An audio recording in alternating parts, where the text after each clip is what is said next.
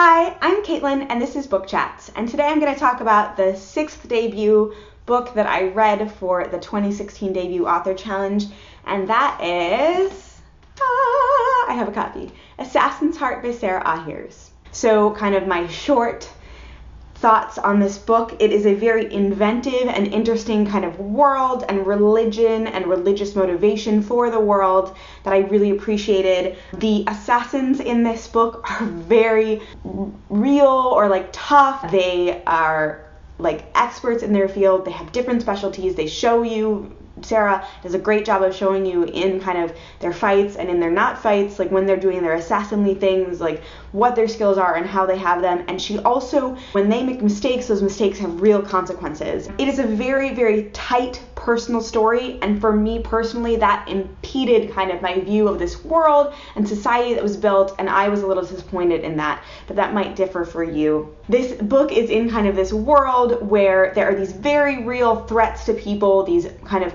malicious ghosts around, and to kind of combat those malicious ghosts, the kind of nation worships the specific god who's a goddess / god of death. There are these assassin families that kind of are like worship her by assassinating people legally. So you can put out a hit on someone, and then you can kind of designate an assassin family to fulfill that hit, and then when they complete it, it's like an act of worship to this like god of death. And the assassin families have a very structured hierarchy. There's the first family and the second family and all the way down. And of course, assassin families, like, you know, they're always jockeying for position and they're always trying to kind of one up each other, but then they have to trust each other enough to like have marriages across families. And this book opens after there has been a lot of bad blood for many years between the first and second family. And I think you can read what it's about in the book, but I'm going to skip that. But there is death in this book, obviously assassins assassinating people.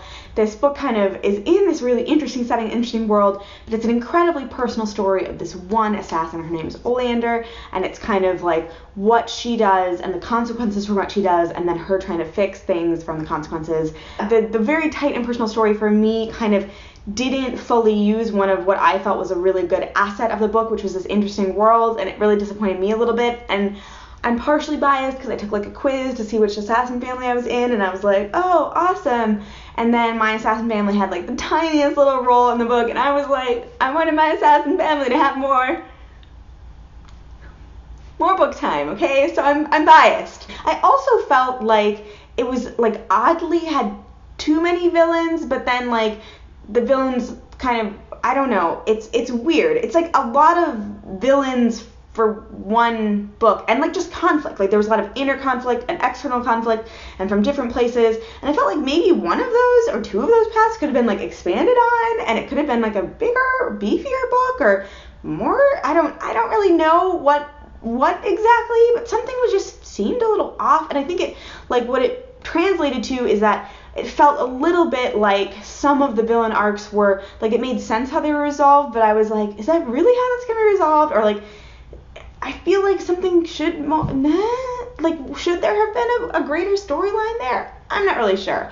And so like, I don't know. I don't know how it could have been changed or if it should have been changed, but it was weird to me. And maybe it's just because my brain was like, well, can we just expand this story into be being more and like bring in my fake fat assassin family a little earlier so they actually get to do something.